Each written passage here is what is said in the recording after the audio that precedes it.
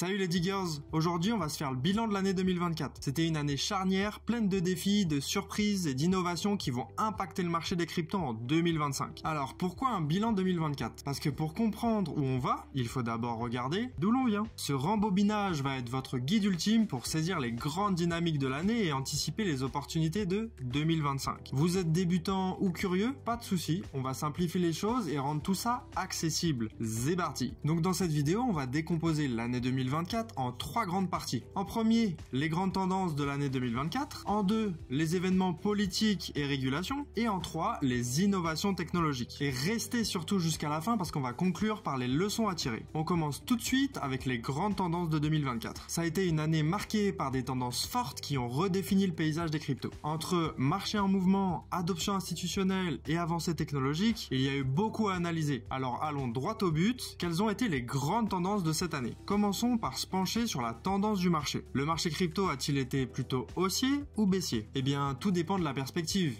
Mais on va prendre Papa Bitcoin, qui est quand même la référence ultime dans la crypto. On peut voir qu'il a commencé l'année proche des 40 000 $ pour aller titiller les 70 000 $ début mars. Une belle hausse d'environ 70% en seulement 2 mois pour ensuite stagner jusqu'à la fin octobre. Le niveau des 70 000 $ était le niveau le plus haut qui avait été atteint en 2021. Ça a donc très sûrement joué sur le temps que le Bitcoin a mis pour choisir une réelle direction. Et en cette fin d'année, à partir de novembre, il a décidé de prendre la direction du ciel. Il a suffi du mois de novembre pour aller toucher les 100 000. En ce qui concerne les autres cryptos, c'est très variable et ça va dépendre dans quel secteur elles se situent. Je ferai une vidéo complète uniquement dédiée à ça. Passons maintenant à un autre point fort de 2024, l'adoption institutionnelle et technologique. Cette année, on a quand même eu des géants de la tech comme Microsoft et Google, je pense que vous les connaissez certainement. Ils ont continué d'intégrer des solutions blockchain dans leurs produits et services, renforçant ainsi la crédibilité et l'utilisation de cette technologie à grande échelle. En 2024, on estime que plus de 65% des 100 plus grandes entreprises mondiales utilisent aujourd'hui la blockchain. Et selon un rapport de Coinbase, pour compléter,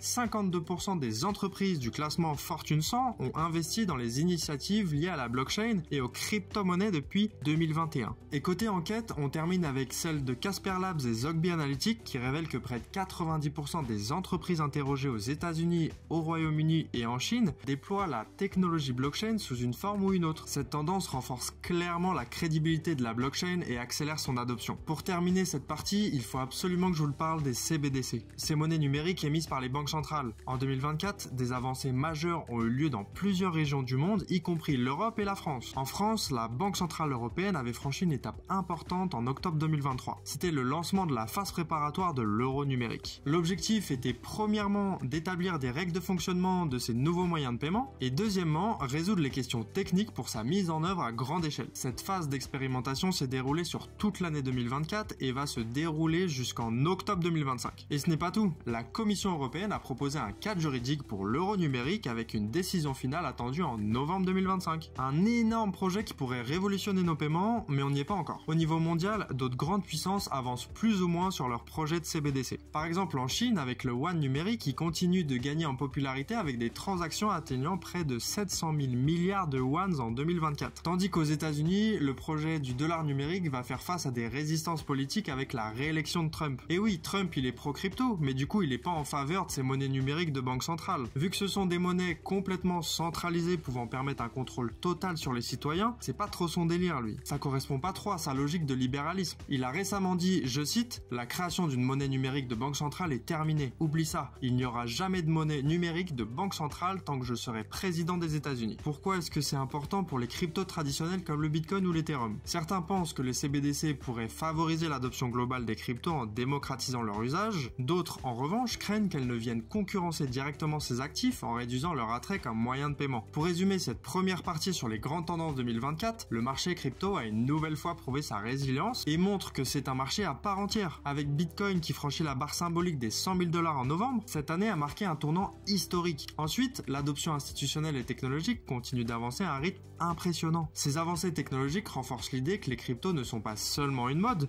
mais bien une technologie essentielle pour l'avenir. Et enfin, les CBDC, ça reste un sujet à débattre. En Europe, l'euro numérique avance à grands pas et en Chine, le yuan numérique gagne du terrain. Mais aux États-Unis, la position ferme de Trump contre une monnaie numérique relance le débat. Ces monnaies favoriseront-elles les cryptos ou risquent-elles de leur faire de l'ombre? On passe donc à la deuxième partie, on s'attaque aux événements qui ont marqué l'année. Entrons tout de suite dans le vif du du sujet avec un des aspects les plus déterminants pour l'avenir des cryptos. La politique et la régulation. Plusieurs événements majeurs ont marqué l'année. Du côté des États-Unis, l'événement politique majeur de cette année a bien sûr été la réélection de Trump en novembre. Vous savez déjà que Trump a une position favorable aux crypto-monnaies, il soutient le Bitcoin et les cryptos décentralisés. Sa réélection aura donc son importance pour l'avenir de la crypto dans les prochains mois. Du côté de l'Europe, l'année 2024 a aussi été marquée par la mise en œuvre complète du cadre réglementaire MiCA. Ce règlement, adopté en 2023, a pour but de structurer le marché crypto dans l'Union européenne. Sur le papier, c'est censé poser des bases solides pour protéger les investisseurs tout en favorisant l'innovation. Dans les faits, MiCA veut impliquer des règles strictes sur la transparence, le contrôle des risques et la lutte contre le blanchiment d'argent. Si certains acteurs du marché trouvent ces règles un peu lourdes, beaucoup saluent cette initiative qui pourrait faire de l'Europe un leader mondial dans la régulation crypto. De mon point de vue, je trouve ça bien sur le court terme, ça permettra sûrement de continuer de faire évoluer des mentalités à propos des cryptos, que ce sont bien des actifs à part entière et non du casino et que c'est peut-être bien de s'y intéresser. Du coup, ça participera forcément à l'adoption de la population, mais sur le long terme, ça risque fortement de mettre des bâtons dans les roues à l'innovation, la décentralisation et même la liberté. Et ça, c'est un peu les trois logiques de la crypto. Du coup, affaire à suivre de très près en 2025. Et puis à la Chine, en 2024, le gouvernement a continué de renforcer sa stratégie de contrôle total sur système financier en misant sur sa propre innovation, le fameux yuan numérique. Dans le même temps, la Chine a intensifié ses restrictions sur les cryptos comme Bitcoin et Ethereum. Elle a limité leurs utilisations et même leur fonctionnement sur le territoire. Cette approche montre une volonté très claire. Tirer parti de la technologie blockchain pour asseoir sa domination financière tout en écartant les actifs qu'elle ne peut pas contrôler directement. Impossible de terminer cette partie sur les régulations 2024 sans mentionner l'affaire Tornado Cash, un véritable tournant dans la relation entre la crypto et la justice. Tornado Cash, pour rappel, c'est un protocole conçu pour anonymiser les transactions crypto. Une idée plutôt innovante mais qui a aussi attiré des fraudeurs. Aux Pays-Bas, Alexei Pertsev, l'un des développeurs, a été condamné à 64 mois de prison pour blanchiment d'argent. Mais le moment historique de cette histoire s'est déroulé aux États-Unis il y a très peu de temps. En novembre, la Cour d'appel a annulé les sanctions imposées par l'OFAC contre Tornado Cash. L'OFAC, en fait, c'est un organisme de contrôle financier qui dépend du département du Trésor des États-Unis. En fait, la Cour d'appel a justifié sa décision en disant que les contrats intelligents du protocole sont autonomes, immuables et hors de tout contrôle humain. En gros, ça veut dire que pour la justice américaine, sanctionner un code autonome n'a pas de base juridique dans la législation actuelle. Ça ne peut pas être traité comme si c'était une action humaine. Cette décision est clairement une victoire importante pour les défenseurs de la vie privée. Mais attention, ça ne résout pas tout. La désignation générale de Tornado Cash comme menace est toujours bien présente. Il y a encore des développeurs du projet qui continuent de faire face à des poursuites. Cette affaire illustre un défi majeur pour les régulateurs. Comment adapter les lois conçues il y a plusieurs décennies à des technologies modernes comme les blockchains et les smart contracts? Le cas Tornado Cash est une première étape vers la clarification de ces questions. Mais il montre aussi à quel point la régulation de la crypto est complexe. Comment trouver un équilibre entre innovation et régulation? Ce débat qui s'est intensifié en 2024 montre à quel point les cryptos sont devenus un enjeu central pour les gouvernements et les institutions. Pour conclure sur cette deuxième partie sur les événements, 2024 a montré que la politique et la régulation pouvaient jouer un rôle clé dans l'évolution des cryptos. Aux États-Unis, la réélection de Trump a renforcé l'espoir des puristes de la crypto qui prônent la décentralisation. Et en Europe, avec MiCA, on voit une volonté de structurer un marché crypto sécurisé et innovant. Ça pourrait donc positionner l'Union européenne comme un pionnier de la régulation. Et enfin, en Chine, la stratégie est claire, capitaliser sur le yuan numérique tout en censurant les cryptos qu'elle ne peut pas contrôler. Et pour l'affaire Tornado Cash, ça a souligné les tensions entre la vie privée et la sécurité. La décision de justice annulant certaines sanctions a marqué une étape importante. Et puis, ça montre que les lois actuelles ne sont pas adaptées à ces nouvelles technologies. Faut clairement faire une mage. Ces décisions, qu'elles favorisent ou qu'elles restreignent, redéfinissent les règles du jeu. Elles influencent directement la manière dont les cryptos sont perçus et utilisés à l'échelle mondiale. Le message est clair, les cryptos ne sont plus un marché isolé,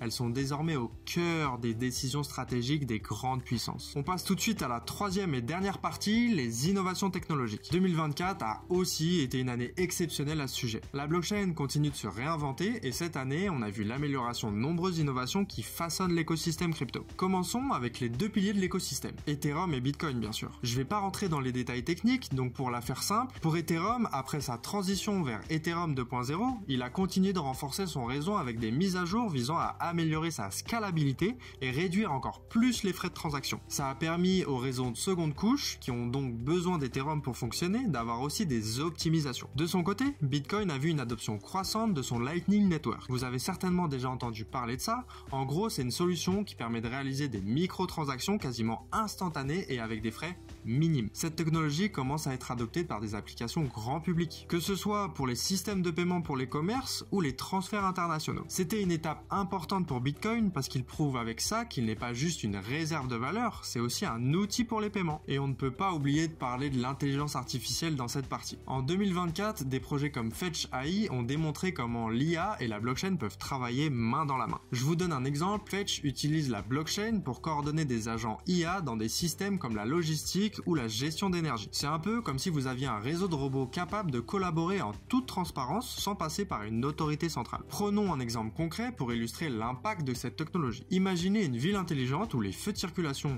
les transports en commun et les véhicules autonomes communiquent entre eux pour optimiser le flux de trafic. En plus, les agents autonomes de Fetch peuvent gérer l'énergie de manière optimale, surveiller la qualité de l'air et réguler le trafic tout en même temps. Ça permettrait de transformer nos villes en espaces interconnectés et intelligents pour améliorer notre quotidien. Ce projet peut être utilisé dans d'autres cas d'usage, mais on va pas tous les dire. Ce mélange d'intelligence artificielle et de blockchain ouvre de nouveaux horizons avec des cas d'usage qui vont bien au-delà des cryptos traditionnels. C'est un sujet très dense, je ferai une vidéo uniquement consacrée aux liens de la crypto et de l'IA, notamment comment la crypto peut apporter une dimension supplémentaire à l'IA et inversement, comment l'IA peut donner une nouvelle dimension à la crypto. En résumé, 2024 a prouvé que l'innovation est au cœur de l'écosystème crypto. Ethereum et Bitcoin ont continué de consolider leur position avec des avancées qui rendent leur réseau plus performant et accessible. En parallèle de ça, la combinaison de l'IA et de la blockchain ouvre la porte à des cas d'usage concrets qui transforment des secteurs entiers. Ces évolutions montrent clairement que la crypto n'est pas une simple technologie financière. Elle redéfinit nos outils et notre quotidien. Et ça, ce n'est que le début. Surtout pour éviter que la vidéo dure 2 heures, j'ai juste évoqué rapidement le secteur de l'IA, mais il y a au moins 5 autres secteurs en lien avec la crypto qui sont en train de prendre une grosse dimension. Ça annonce du très lourd pour 2025. Évidemment, je ferai aussi une vidéo sur ces secteurs. Et voilà les diggers, comme vous l'avez vu, 2024 ça a été une année incroyable pour le monde de la crypto. Pour moi, il y a 3 leçons à retenir. La première leçon, c'est l'importance de garder une vision long terme. Avec Bitcoin franchissant les 100 000 $ et l'adoption institutionnelle qui ne cesse de progresser, le marché crypto prouve qu'il est là pour durer. Comme je l'ai déjà expliqué dans une précédente vidéo, la plupart des actualités ne sont là que pour influencer les sentiments et manipuler les investisseurs. Ne te laisse pas influencer par les mouvements à court terme et souviens-toi que ce n'est pas les news qui font le marché. Dézoome, prends du recul et reste concentré sur le long terme. Regarde où il était le Bitcoin il y a 5 ans et regarde maintenant où est-ce qu'il est actuellement. La deuxième leçon, c'est l'importance de la régulation. Des décisions comme celle de Tornado Cash ou Mika montrent qu'il est essentiel de trouver un équilibre entre l'innovation